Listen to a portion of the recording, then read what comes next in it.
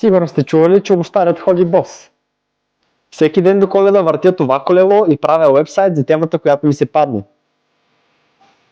И понеже ми се падна IT компания за уебсайт, който трябва да направя днес, реших, че е крайно време да обърна внимание на моят собствен уебсайт, така че всеки, който го посети, да разбира мигновено какво предлагам и с какво мога да бъда полезен за неговият бизнес.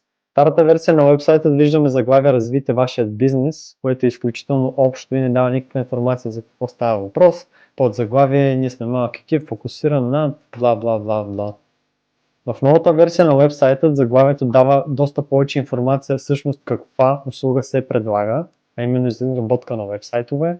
След това има въпрос, който показва на клиентите каква е болката, която имат и съответно какво е решението, което може да бъде предложено, и бутон за записване на консултация. На страницата за контакти промених информацията за това на кого мога да бъда полезен и съответно какво точно представлява самата консултация, за която те се записват. По този начин клиентите не са объркани и знаят какво могат да очакват от мен. Напишете ми в коментарите дали посетителите на вашият уебсайт всъщност разбират с какво се занимавате още от първото изречение.